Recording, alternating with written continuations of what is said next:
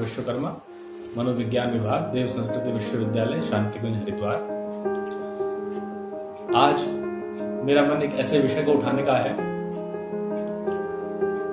जिस विषय का मैं समझता हूं आज के समय में, आज के परिप्रेक्ष्य में लोगों को जानने, समझने, सुनने की नितांत आवश्यकता है। मनोविज्ञान विषय से और मनोविज्ञान के क्षेत्र से संबंधित होने के कारण मनोविज्ञान की बहुत सारे विद्वानों को पढ़ने, समझने का अवसर मिला है और स्वयं अपने पीएचडी तक के अध्ययन के दौरान मनोविज्ञान की बहुत सारी परंपराओं और उस पर हुए शोध अनुसंधानों से अवगत होने का भी अवसर मिला है।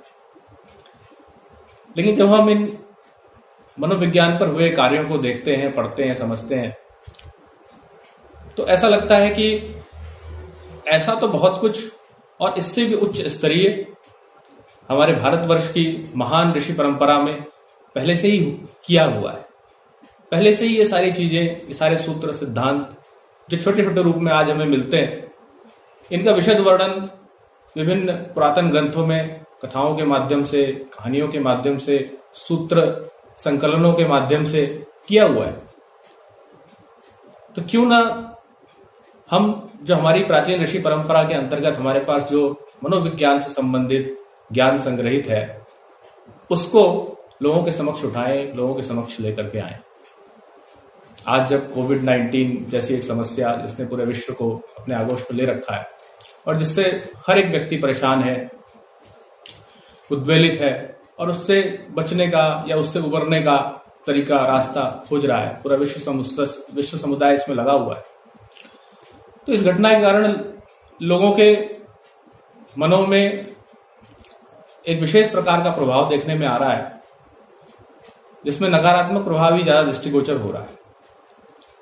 तो हम अपने व्यक्तित्व में क्या करें, क्या बदलाव करें, या हमारा व्यक्तित्व कैसा हो, ताकि इस तरह की जो भी समस्याएं आती रहें, उन समस्याओं से हम भली प्रकार निपट सकें। इस सब के संदर्भ में हमारी महान ऋषि परंपरा क्या कहती है। मनोवैज्ञानिक विज्ञान तो बहुत कुछ कहता है, जो हम आए दिन आजकल पढ़ रहे हैं, और इंटरनेट की सुविधा के कारण हम लोगों को बहुत प्रकार की जानकारी सहज ही सुलभ है। परंतु इस संबंध में हमारे ऋषिगण क्या कहते हैं, या ऋषि परंपरा के वाहक क्या कहते हैं।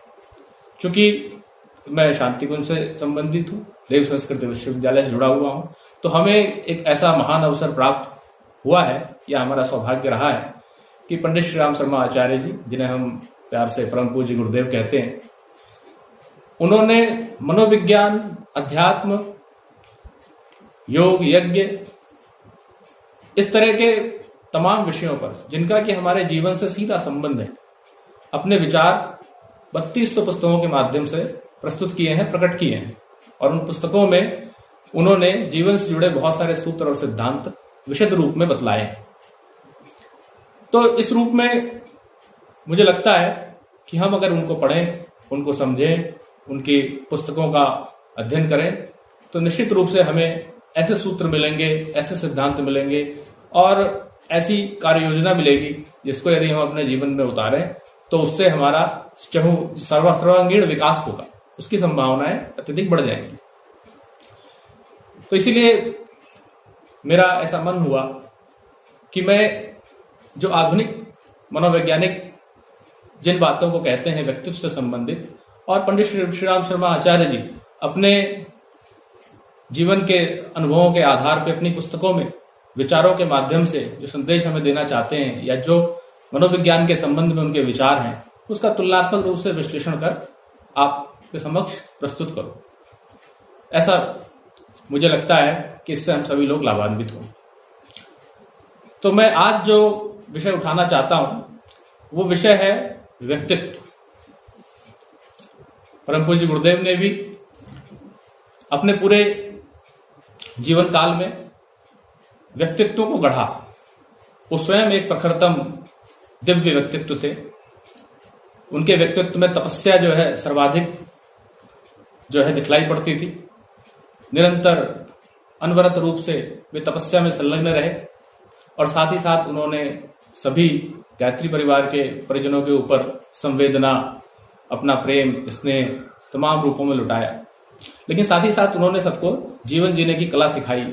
जीवन में किस तरीके से आगे बढ़ा जाता है, परिस्थितियों का मुकाबला किस तरह से किया जाता है, अपने व्यक्तित्व को कैसे ऊंचा उठाया जाता है, इसकी शिक्षा विद्या सभी को सिखलाई, सभी को बतलाई। इसलिए जो जिनका व्यक्तित्व स्वयं इतना विराट रहा कि उन्होंने कहा जाता है कि 800 वर्षों का कार्य 80 वर्ष के जीवन में ही करके दिखला दिया। तो उनके व्यक्तित्व को पढ़ने समझने से हमें अपने व्यक्तित्व को पढ़ने समझने की में आसानी होगी, सहजता होगी। तो मैं व्यक्तित्व पर ही बात करना चाहता हूं। और व्यक्तित्व के संदर्भ में अगर हम देखें तो जो आधुनिक मनोविज्ञान है उसमें बहुत सारे सिद्धांत मिलते हैं। सबसे अधिक प्रसिद्ध और जिसे कहें कि जिस पर हर एक मनोवैज्ञानिक ने, हर एक मनोविज्ञान विषय पढ़ने वाले व्यक्ति ने और अन्य अन्यान्यों ने जो मनोविज्ञान विषय नहीं पढ़ते थे लेकिन जिनकी मनोविज्ञान में रुचि थी, उन लोगों ने कुछ ना कुछ कहा है। जैसे कि सिगमंड फ्रॉइड ने व्यक्तित्व की अपनी परिभाषा गढ़ी, अपना सिद्धांत गढ़ा और उन्होंने व्यक्तित्व का विकास कहां से शुरू होकर कहां तक समाप्त होता है इस पर अपने विचार रखे। तो सिगमंड फ्रॉइड के व्यक्तित्व के सिद्धांत को यदि हम देखें तो उसमें हम पाते हैं कि उनका व्यक्तित्व सिद्धांत में ज्यादा उम्मीद नहीं है, उसमें ज्यादा होप नहीं है। उम्मीद और होप किस रूप में? इस रूप में कि ये व्यक्तित्व का सिद्धांत कहता है कि एक व्यक्ति के व्यक्तित्व का विकास अधिकतम जो है 15 से 16 वर्ष की अवस्था तक ही संभव हो पाता है, जिसमें कुछ जिसे कहें कि महत्वपूर्ण बदलाव व्यक्ति के व्यक्तित्व में आते हैं। और उनकी सिद्धांत पर हम ज्यादा सूक्ष्मता से अगर दृष्टिपात करें तो पाते हैं कि वैसे तो उन्होंने अपने इस 15-16 वर्ष के भी अवधि में भी शुरुआती दौर की 6 से 12 वर्ष की अवस्था को ही ज्यादा महत्वपूर्ण बतलाया कि इस अवस्था में ही व्यक्तित्व का विकास जिसे कहें कि लगभग अपनी पूर्णता को प्राप्त कर लेता है। और इसके बाद का जो शेष जीवन है उस जीवन में व्यक्तित्व के विकास में बहुत ज्यादा जिसे कहें कि कोर लेवल पर परिवर्तन नहीं होते, बल्कि सतही स्तर पर पेरिफेरल लेवल पर ही व्यक्तित्व में बदलाव दिखलाई पड़ते हैं। तो इस रूप में देखें तो इनका जो व्यक्तित्व का सिद्धांत है वो काफी सीमित प्रतीत होता है, काफी संकीर्ण प्रतीत होता है, जिसमें बहुत सारे पक्ष छूटे रह गए जो इसमें शामिल नहीं। हालांकि इन्होंने अपने व्यक्तित्व को structure of personality, dynamics of personality, development of personality के 3 आयामों के अंतर्गत बहुत विशद रूप में इसका वर्णन किया है और इसके बहुत सारे नए कॉन्सेप्ट भी गढ़े हैं, जैसे कि इड, ईगो और सुपर ईगो।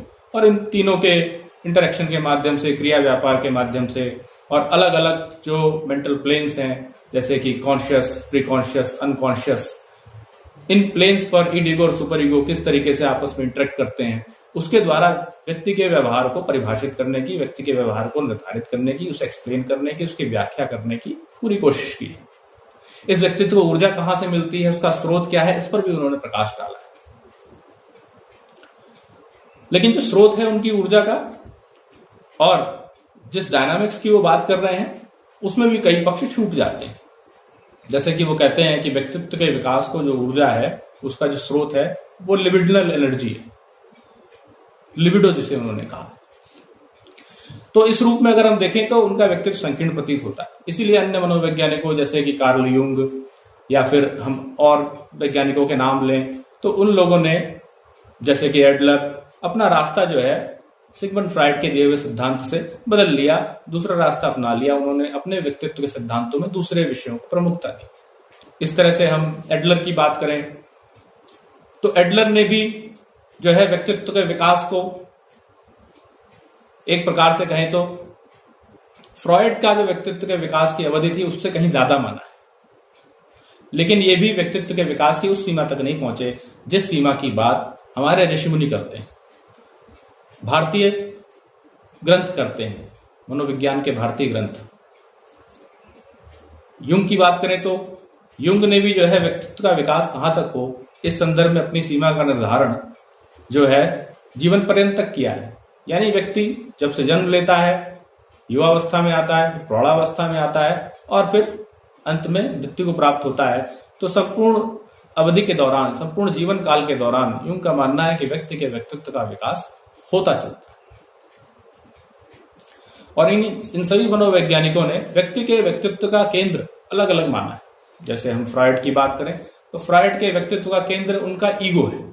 इड, ईगो और सुपर ईगो जो तीन मुख्य एंटिटीज हैं, तीन मुख्य जो है जिसे हम कहें कि ये एक प्रकार के सत्ताएं हैं व्यक्तित्व के अंदर, तो इनमें जो है ईगो को स्ट्रेंथन करने की, ईगो को बलवान बनाने की, ईगो को जो है मजबूत बनाने की बात करते हैं सिगमंड फ्रायड। तो उनका जो केंद्र बिंदु है व्यक्तित्व का वो ईगो है। तमाम तरह के क्रियाकलापों के माध्यम से, परिवर्तनों के माध्यम से हम ईगो को मजबूत करें तो हमारे व्यक्तित्व का विकास होता चलता है। वहीं अगर हम जो है कार्ल यूंग की बात करें तो कार्ल यूंग का ईगो फ्रायड के ईगो से अलग है।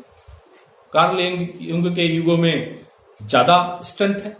कार्ल यूंग ने कॉन्शियस को ही ईगो माना है। ईगो और कॉन्शियस दोनों एक हो गए हैं कार्ल यूंग की थ्योरी ऑफ पर्सनैलिटी के अंतर्गत। और कार्ल यूंग ने जो केंद्र बिंदु माना है व्यक्तित्व का, वो फ्रायड के ईगो को नहीं माना। उन्होंने वहां पर सेल्फ की बात की है। उन्होंने कहा है जीवन में एक ऐसा काल आता है 30 से 35 वर्ष की आयु के आसपास जब व्यक्ति का सेल्फ इमर्ज होता है, यानी व्यक्ति जो वास्तव में है, जो उसका रियलाइजेशन एक प्रकार से कहें तो उसको 30 से 35 वर्ष की आयु में हो पाता है, जो अपने जीवन काल का इतना महत्वपूर्ण अवधि से गुजर चुका होता है, इतने अनुभवों को प्राप्त कर चुका होता है।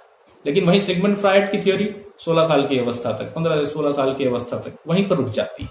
उसके आगे उसमें उम्मीद, होप दिखलाई देना बंद हो जाता है। वहीं कार्ल यूंग की थ्योरी में ये होप और उम्मीद बरकरार रहती है एवं जीवन के अंत तक बरकरार रहती है, चलती रहती है। लेकिन मित्रों, मैं जिस बात पर प्रकाश डालना चाहता हूं वो बात है परम पूज्य गुरुदेव पंडित श्री राम शर्मा आचार्य जी के व्यक्तित्व सिद्धांत से संबंध। हालांकि उन्होंने व्यक्तित्व का सिद्धांत शब्द का इस्तेमाल करके, प्रयोग करके व्यक्तित्व सिद्धांत की रचना नहीं की है, लेकिन उनका संपूर्ण जीवन ही अपने आप में व्यक्तित्व का विकास किस भांति होता है, उनकी उसमें क्या दृष्टि थी, उस दृष्टि को हम उनके जीवन और उनके साहित्य में पा सकते हैं, उसमें देख सकते हैं। और इस मिशन से जुड़े तमाम कार्यकर्ताओं के जीवन में भी जो है जो आमूलचूल बदलाव आए हैं, उससे भी हम व्यक्तित्व के विकास कहां तक, किस सीमा तक होता है, इसको समझ सकते हैं। तो परम पूज्य गुरुदेव कहते हैं कि जो व्यक्तित्व है उसकी 3 डायमेंशन है मुख्य रूप से। पहला चिंतन, चरित्र, दूसरा और तीसरा है व्यवहार। चिंतन, चरित्र और व्यवहार, ये 3 जो डायमेंशंस हैं ये पर्सनैलिटी को समझने में सहायक होते हैं। यानी चिंतन यानी व्यक्ति जो विचार कर रहा है, जो व्यक्ति के मन में जिसे कहें कि हम थॉट्स आ रहे हैं, ये इनका स्रोत क्या है, ये कहां से आ रहे हैं और इनमें कब बदलाव आ जाएगा, किस रूप में आ जाएगा। यदि इस डायमेंशन का हम अध्ययन करें तो व्यक्ति के व्यवहार को निर्धारित करना, व्यक्ति के व्यवहार की भविष्यवाणी करना या ये कह पाना कि इस प्रकार की परिस्थिति में ये व्यक्ति अब इस तरीके से सोचता है, इसलिए जो है आगे चल के इस तरह का व्यवहार करेगा, ये कह पाना हमारे लिए सहज हो जाएगा, आसान हो जाएगा, सरल हो जाएगा। लेकिन मित्रों, बात यहीं तक सीमित नहीं है। परम पूज्य गुरुदेव जिस चिंतन की बात कर रहे हैं उसमें पूरा का पूरा कॉग्निटिव साइंस समाहित है। जो संज्ञानात्मक विज्ञान जिसकी आजकल आधुनिक रूप से चर्चा होती है, वो इसमें पूरी की तरीके से रचा बसा हुआ है। ये केवल मात्र एक विचार शब्द तक ये चिंतन सीमित नहीं है। इस चिंतन के अंदर नर्वस सिस्टम की पूरी मजबूती, नर्वस सिस्टम की साधना और उससे जुड़ा हुआ आहार विहार और उससे जुड़ी हुई जीवन शैली, ये सभी कुछ जुड़ा हुआ है। क्योंकि परम पूज्य गुरुदेव का मानना था व्यक्ति जैसा सोचता है, जैसा करता है, वैसा ही वो हो जाता है। लेकिन व्यक्ति जैसा सोचता है, वो क्यों सोचता है, वो क्यों, इसमें बहुत ही अधिक महत्वपूर्ण है। यानी उस सोच का स्रोत क्या है। ये जो सोच का स्रोत है वो स्रोत आता है व्यक्ति के चरित्र से। इसलिए उन्होंने अगला डायमेंशन बताया है चरित्र को। अब चरित्र के बारे में हम सभी लोग भली भांति परिचित हैं। चरित्र शब्द से तो अक्षरशः सभी लोग परिचित होंगे कि हम बात करते हैं इस व्यक्ति का चरित्र उज्जवल है, इस व्यक्ति का चरित्र थोड़ा मध्यम है, या इस तीसरे व्यक्ति का चरित्र निकृष्ट स्तर का है। इस तरह के शब्दों का प्रयोग करके हम व्यक्ति के व्यक्तित्व को बताने की, परिभाषित करने की कोशिश करते हैं। एक प्रकार से कहें तो हम यहां पर जो है एक मनोवैज्ञानिक हुए हैं हमारे ऑलपोर्ट ने जो बात कही है उसे हम चरित्र से जोड़ करके समझने के लिए देख सकते हैं। जैसे ऑलपोर्ट ने कई तरह के ट्रेट्स की बात की। इन ट्रेट्स के अंतर्गत उन्होंने कार्डिनल ट्रेट की बात की, सेंट्रल ट्रेट की बात की, सेकेंडरी ट्रेट की बात की। तो ऑलपोर्ट का जो कार्डिनल ट्रेट है और जो सेंट्रल ट्रेट है या सेकेंडरी ट्रेट भी काफी हद तक ये व्यक्ति के व्यक्तित्व के चरित्र को परिभाषित करने के लिए आम जीवन में हम जिन शब्दों का प्रयोग करते हैं उन शब्दों से जुड़ा हुआ प्रतीत होता है। जैसे ऑलपोर्ट कहते हैं सेंट्रल ट्रेट वो ट्रेट है, केंद्रीय शील गुण वो शील गुण है, ये जिन्हें हम व्यक्ति के व्यक्तित्व को की व्याख्या करने हेतु, व्यक्ति के व्यक्तित्व को दूसरे को सुपरिचित कराने हेतु जिन गुणों को शब्दों के रूप में हम बताते हैं वही सेंट्रल ट्रेट। जैसे कि हमें किसी व्यक्ति के व्यक्तित्व को समझाना है तो हम कहते हैं व्यक्ति ईमानदार है, ये व्यक्ति कर्मशील है, ये व्यक्ति समय का पाबंद है, ये व्यक्ति साहसी है, ये व्यक्ति संवेदनशील है। तो ये जो हम गुणों का प्रयोग कर रहे हैं, शील गुणों के बारे में बता रहे हैं, इनके माध्यम से व्यक्ति के चरित्र को हम व्याख्या करते हैं, समझाने की कोशिश करते हैं, बताते हैं। तो परम पूज्य गुरुदेव जिस चरित्र की बात कर रहे हैं वो चरित्र केवल इस विशेषता तक, केवल यहीं तक सीमित नहीं है कि हमने 5 सद्गुण या 5 शील गुण, 10 शील गुण, 15 शील गुण किसी व्यक्ति के व्यक्तित्व के संबंध में बता दिए और उसके माध्यम से व्यक्ति के व्यक्तित्व का आमूल चूल ज्ञान हमें हो गया। परम पूज्य गुरुदेव कहते हैं कि ये इतना सुपरफिशियल या इतना सतही नहीं है चरित्र। चरित्र की जड़ें कहीं अंदर गहराई में है। तो कहां से शुरू हुआ और कहां चला गया?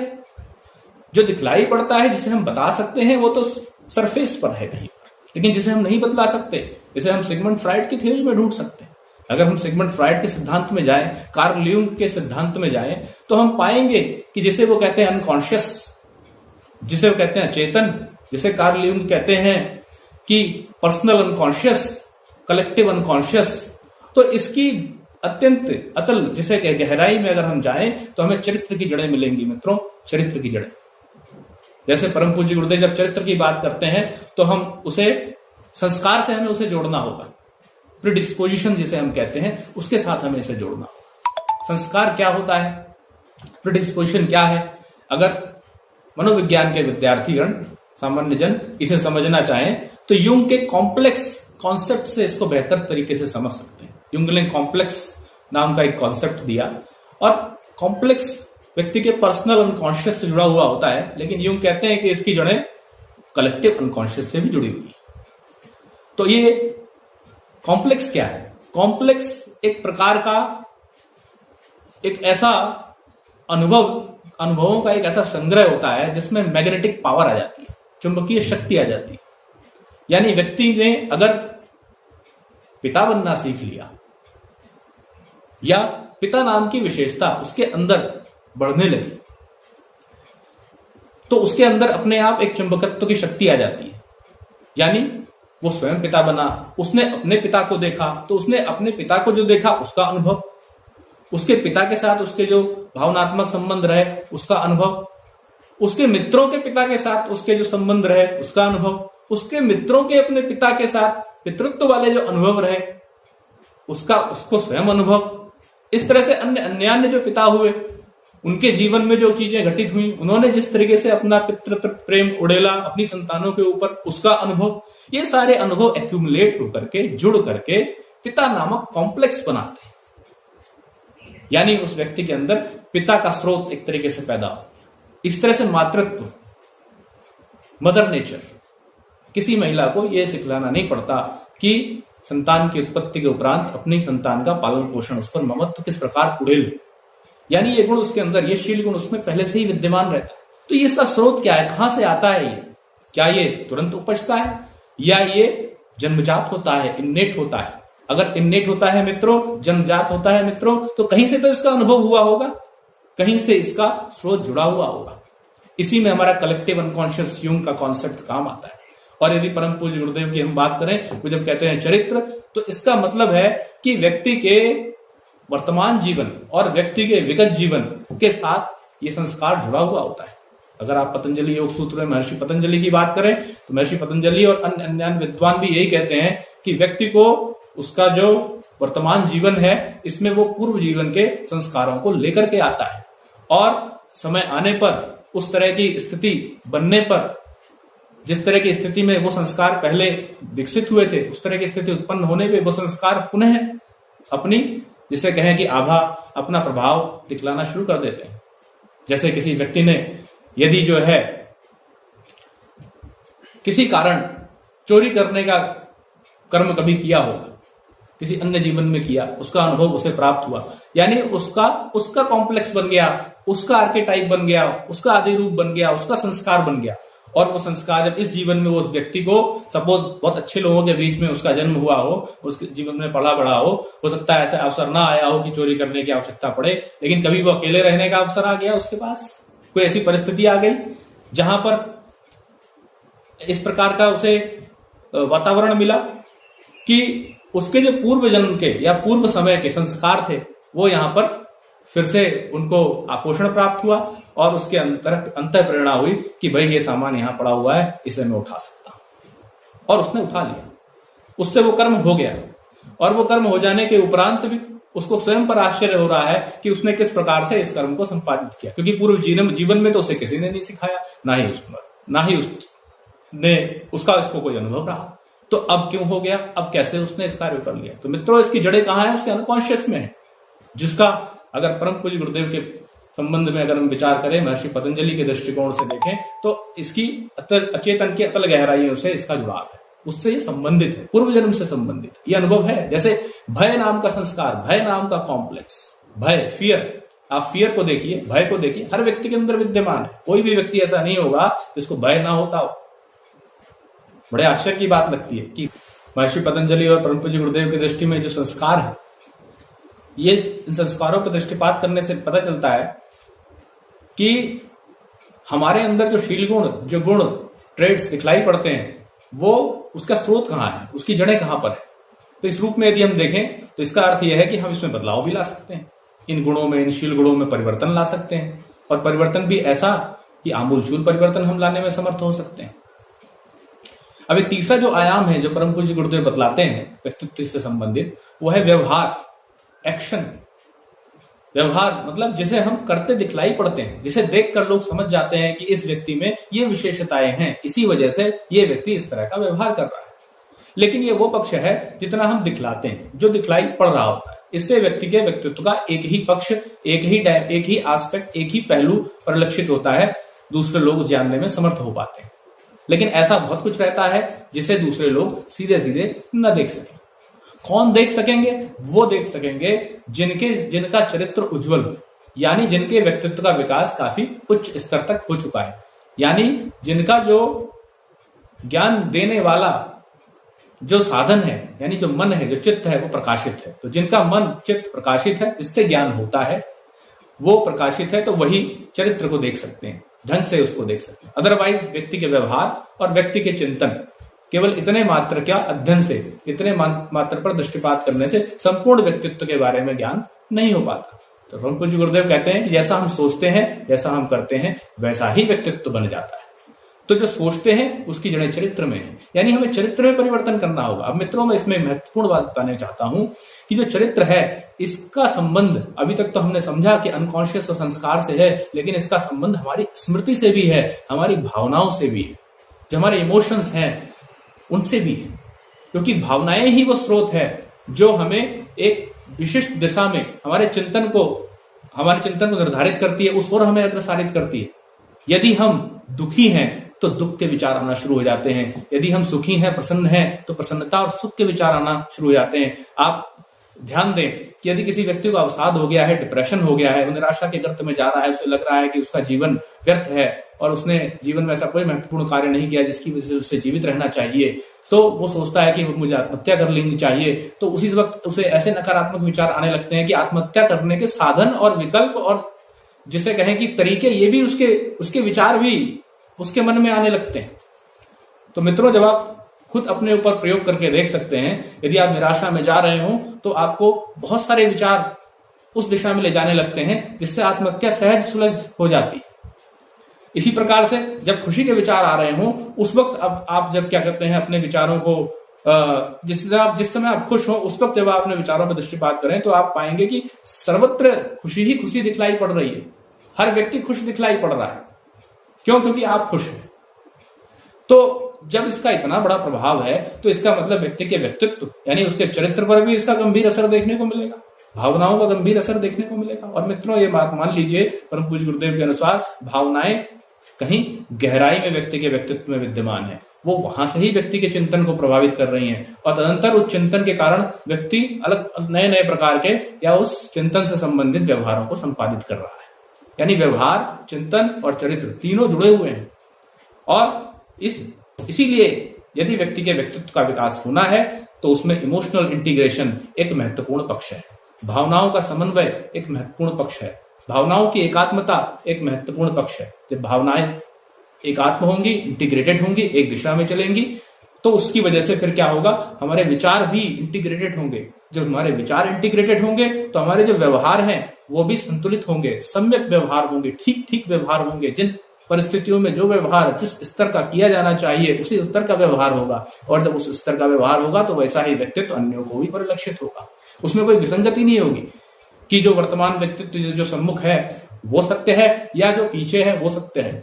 तो दोनों के बीच में जो विरोधाभास है, दोनों के बीच में जो अंतर है, वो अंतर भी मिट जाएगा। और इस अंतर के मिट जाने से जो है दोनों ही देखने वाला और जिसका व्यक्तित्व देखा जा रहा है प्रसन्नता से भर जाएंगे। तो परम पूज्य गुरुदेव व्यक्तित्व को इस सीमा तक ले जाते हैं। और आप देखिए, केवल यहीं तक सीमित नहीं है, व्यक्तित्व स्मृतियों से भी संबंधित है, मेमोरी से संबंधित है। आप लोगों ने मनोविज्ञान मेमोरी के बारे में पढ़ा होगा। बहुत तरह की मेमोरी होती है, short term memory, long term memory, sensory memory, echoic memory, iconic memory, episodic memory, semantic memory, flash bulb memory. इस तरीके से आप मेमोरी को देखें तो बहुत प्रकार की मेमोरी है, प्रोसीजरल मेमोरी।